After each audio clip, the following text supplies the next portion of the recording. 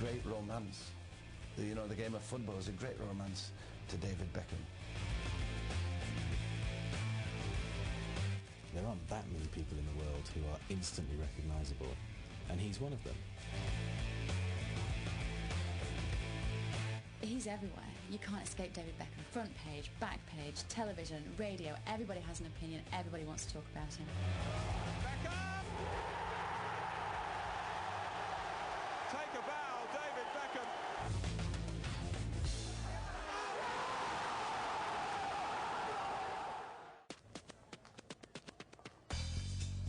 David Beckham is a millionaire football phenomenon, fashion icon and global celebrity. His life reads like a Hollywood movie script where he's been both hero and villain.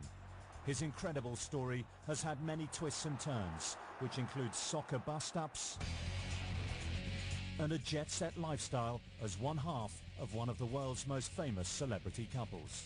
We'll see how Beckham went from child football talent to a multi-million-dollar move to Hollywood to change the face of soccer in America. I'm very honoured that they've given me the chance to play and to hopefully take soccer in America, you know, to a different level.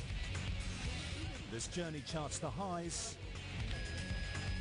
and the lows of Beckham's life as he's risen to become the most famous sportsman on the planet.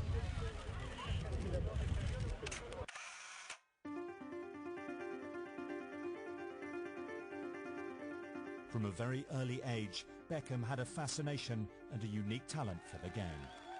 You know, it was my dad who used to take me over the park all the time and teach me different things and taught me everything, really. You know, even when I was younger, I could kick it further than quite a lot of lads. He first showed his flair for football while playing for his local side, Ridgeway Rovers. He could knock the ball in from a corner right into the middle of the goal without any effort at all, just sheer timing. He had the ability to strike the ball perfectly. David was impressing all those that watched him, and he dreamed of playing for his beloved Manchester United. I don't know where he got it from, but he was a Man U supporter. I think it was from his dad, and I don't know how. His dad's from Leytonstone. David's immense talent was being noticed by various professional clubs.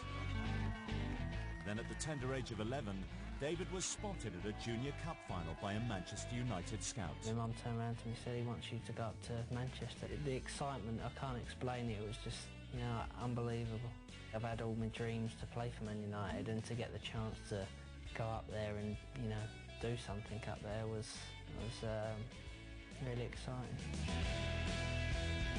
All the London clubs were trying to woo him, and when Alex Ferguson found out that David was a Manchester United fan, he invited him to come and meet the players when they had a game in London. He even allowed the star-struck youngster to sit on the team bench. Tracking goes off, and Clayton Blackmore comes on. I knew Alec used to bring kids in to introduce them, because that's the way he went about that, to get them into the Man United feeling and kind of blackmail them into signing for Man United and making them feel they have to sign for Man United. I've been in the first team dressing room, spoke to the Brian Robson and Norman Whiteside, things like that. And I remember David coming in and he was very quiet, he was respectful to the players, and then usually Alec would come and say, he's not bad, that lad, you know, he brought in. But then he did say one or two, he said, this lad is special. When he was still only 14, David's dream came true when he was signed on schoolboy terms by Alex Ferguson for Manchester United. By now, the media spotlight was truly on him. We're going to meet one 14-year-old boy who's just signed for Manchester United. He was only 14, so couldn't play for Manchester United until he was 16. Even though he was not a professional yet, the cameras were following him everywhere, from his bedroom to his classroom. He was being heralded as the great new hope for English football. The satellite companies started broadcasting, they came down to the school and done a little bit of then. But he always had media following him from then on. At the age of 16, he was finally able to join his beloved Manchester United. There's a picture of you there, signing with Alex Ferguson. What was it like when you signed that? How did you feel when you... Well, it was brilliant, straight from when we left here. When we got there, it was just brilliant. Signing the paper and that. Just couldn't believe it was happening. But he had to live in Manchester, 200 miles away from his school and family. I probably will miss it a little bit, but I'll be doing what I want to do. So it was difficult, really, trying to get sort of used to him not being there, you know, because we used to watch all the games. We went out to my local football club for drinks, and you know, we trained together, and you know, it was a shame, really. It was just like cutting off your right arm. Manchester United became his surrogate family. He was taken under the wing of Alex Ferguson and his backroom staff. The manager is critical. Alex Ferguson, his role and the role of the coaches would have been pivotal to how he adapted, how he moved on, and how comfortable he felt. They deserve to be protected because they're in an age where they have a media hungry for something. And we have to make sure that they're first and foremost the footballers, and they enjoy the football, and they're not going to be distracted or put under pressure by a media that feels the need for it, you know.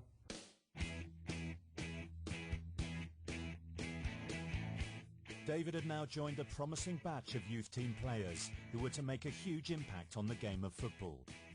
They won the FA Youth Cup in 1992. 8 players from that side went on to achieve first-team status, including Nicky Butt, Paul Scholes and Gary Neville. For me, I've always wanted to play for the first team at Man United. So, you know, that's all I ever wanted to do. I never thought of playing for anyone else or doing anything else. And young David Beckham coming on. When he eventually got his chance, he made his first team debut as a substitute for United in 1992, aged just 17. Alex Ferguson knew that David was a great prospect. It wasn't long before Beckham was impressing by scoring some spectacular goals. Beckham! Take a bow, David Beckham. I think the starting point, as far as I can remember, was when he scored the goal from the halfway line. I mean, that was really when people thought, God, this guy's a bit special. He's got the strength of personality, and he's brave enough to try something like that. And he's very young at that point. Beckham was in the team that won a Premier League and FA Cup double in 1996. Beckham's meteoric rise was complete when at the age of 21 he became one of England's youngest internationals. Beckham was living the dream of every young boy and was about to meet someone who would change his life forever.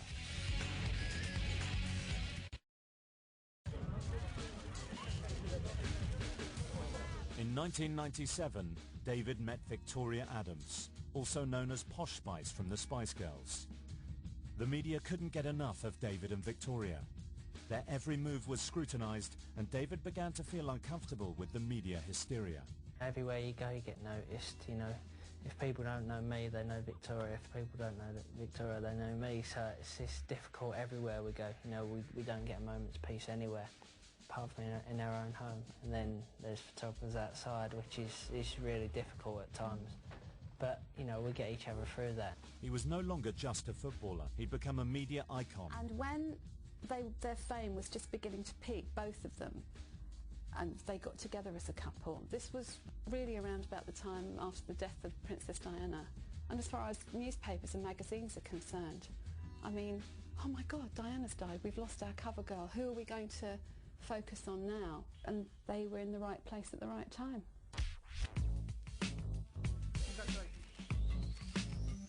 When David and Victoria decided to get engaged, it was headline news. And when their baby was born, the scenes outside the hospital were like those that welcomed the birth of a royal prince. Brooklyn Joseph. Brooklyn Joseph. Yeah. And how's Victoria? She's very well. She's set up. She's drinking champagne. She's very well. It was really when he got engaged and later married to Victoria that they became the dream couple, and I think David plus Victoria became the golden couple of show business and perhaps the most written about showbiz couple of all time.